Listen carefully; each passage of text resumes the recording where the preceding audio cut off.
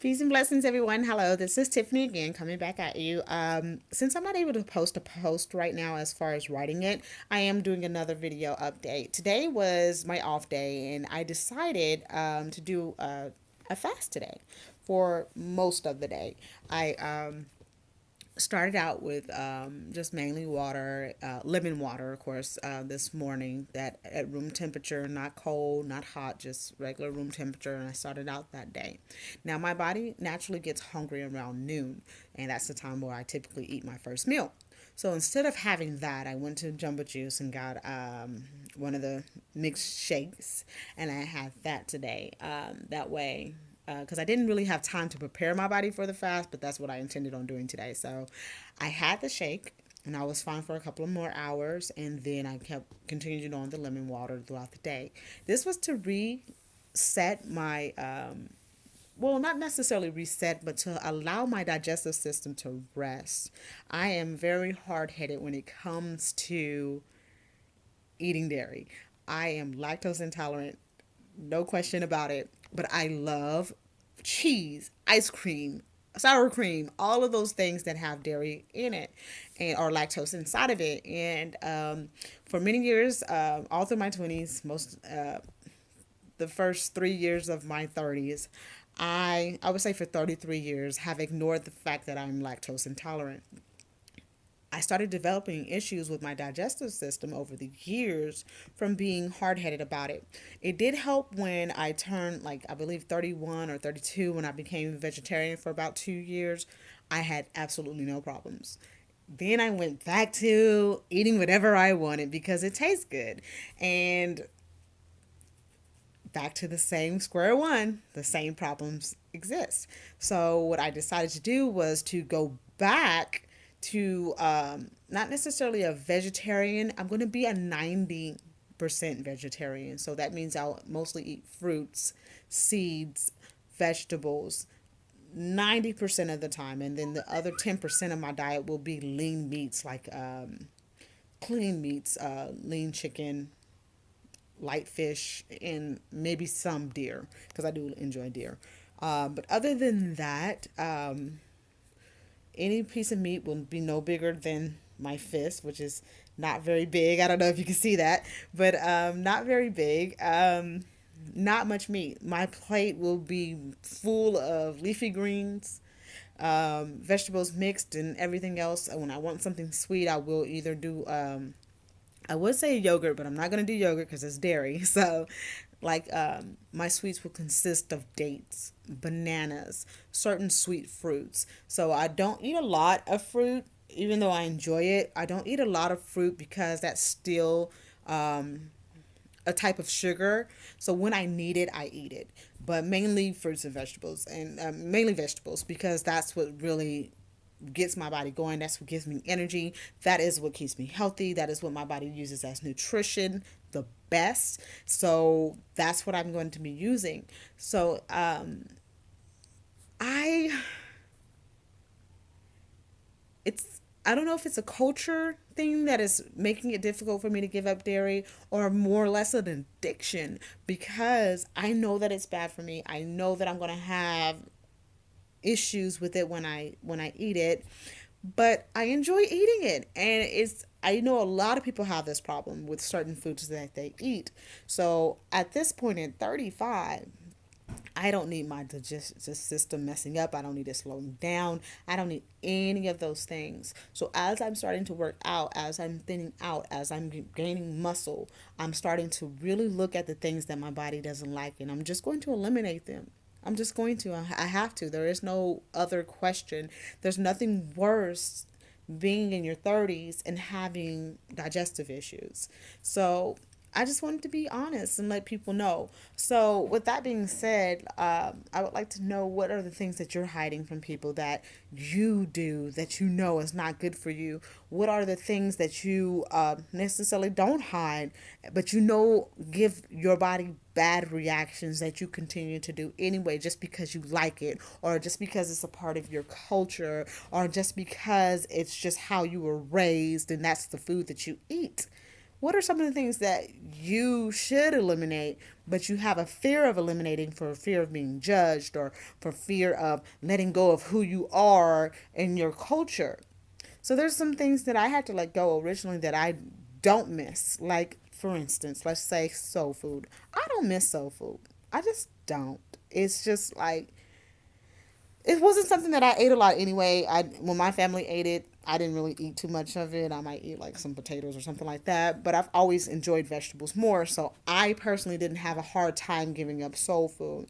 But I noticed a lot of my peers and a lot of people that I know of. Excuse me, I'm sorry, my emails are going crazy right now. A lot of people have a hard time giving that up because their grandmother used to cook that for them, and it has this emotional connection that gives them this idea that they can't let it go, even if it is killing them, even if it's making them sick, giving them headaches, things that the body uses to warn us that we don't like this. They still do it. So I just want to encourage everyone to have some willpower and to be honest with yourself and to really look at the things that are first in your body that do not work well with you. Let it go. If you're with your family and they telling you, "Oh, won't you go ahead and eat this pork or whatever the case may be, eat this pork chop or whatever," and you know you've given that up, you look at them and you tell them, "Hey, it's making me sick. I would rather be here enjoying your time than eating this food that's killing me. Would you rather me die or would you rather me eat your food?" So it's certain things. Everybody's body is different, so everybody doesn't respond to things well. And I really hate it when people are not educated enough to understand that most diseases are not genetic. I'm gonna pause. Most diseases are not genetic. I have certain things just like anyone else that in their families that certain diseases in their families that seemingly are passed down from generation to generation. It's not that it's passed down from generation to generation. What it is that you guys are eating the same foods. And if that was the case, I would have certain diseases from both sides of my family that a lot of them carry. Now, what I did different than them was I ate different than them. That's what I noticed my entire life. I always ate different than them. I did not eat everything that they ate. I did not use a whole bunch of hot sauce on my food. I did not eat a whole bunch of soul food. I did not eat a whole bunch of like just overcooked vegetables and meats and gravies and all those things. I never ate that. I ate lighter than they did and I ate a little more healthier than they did. I always had like a 80-20 type diet and I raised my boys that way. Neither one of us have those diseases, even though statistics say that we should. I want you to think about that. It takes a lot of willpower to change your diet. It really does. But once you do and you realize that you're taking care of yourself, you will start feeling better, doing better, making healthier choices. You will start to really pay attention to how your body works and you'll be in tune spiritually, emotionally, mentally, physically, all of those things. So everything is connected. I really get offended when I hear people say, "Well, my body is my temple. I won't smoke these cigarettes, but I will eat this pork that's going to give me worms and cause all kind of havoc in my body. But my body's my temple. And you can't tell me, you can tell me not to smoke, but you can't tell me not to eat that." I mean, it doesn't make sense. If your body is your temple, if you are spiritually in tune, if you are that person that you say that you're supposed to be, you would eat a certain way. Your diet would match your spirituality, whatever it is. It would match your spirituality. So if you're not following the laws or the dietary laws of your spirituality or your religion, then you still are sin. You're living in sin, whether you like it or not. And when you're living in sin, or when you're doing something averse to what your body was created to do, You will have disease, you will have viruses, you will have all kinds of things. I will sit in a room full of people with colds, not have a cold. Why? Because I follow the correct dietary laws. Now, I'm not perfect. I told you, like I said, I have issues with addiction to dairy, and I love dairy, and I know I'm not supposed to have it, but that is one of the main things that I will be eliminating on and working on in 2018. I know things take time. I'm not going to be hard on myself if I have some dairy today, but guess what? I'm going to avoid it at all costs. And I'm really taking charge of this because I'm starting to do meal plans for the week that don't involve dairy. Because if I'm doing it and I'm cooking, my family's doing it. Like my son Makai, his body's very similar to mine. He's lactose intolerant as well. Now Malik, my oldest boy, he can tolerate it. We can't. But it doesn't matter. I'm gonna correct the whole house's diet to where nobody's gonna eat it. That way it's not even gonna be bought. If it's not here, you can't have it. And that's the rules. That's how I had everyone in my house be a vegetarian for over 2 years. Now, we're not necessarily going to be vegetarian. We're going to change that up the antics just a little bit. Instead of 80-20, we're going to be 90-10. 90% vegetarian, 10% clean meats that are allowed in our system, that work well with the melanin in our bodies, that work well with the chemistry in our bodies. Nothing fried. Nothing. Every once in a while, we have a cheat day. But even then, that needs to be eliminated too, because I know we sometimes feel restricted. But when we do eat those things, guess what happens? We feel bad. We get tired. I believe they call it the itis. Anything that gives you the itis, you should not be eating.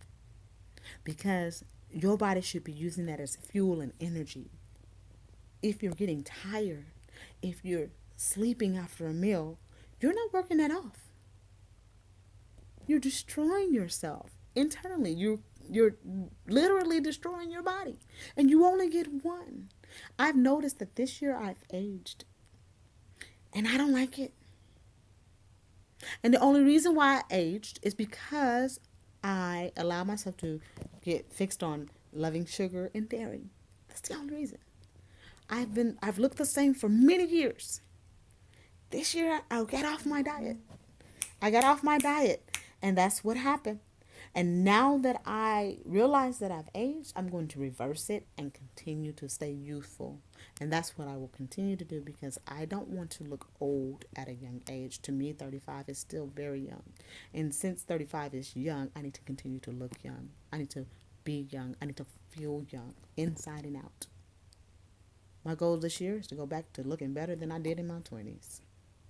And it's very possible because I've seen too many women do it. So you have no excuses. Let's get it right. Work on it. I'm here through encouragement and love. Peace and blessings.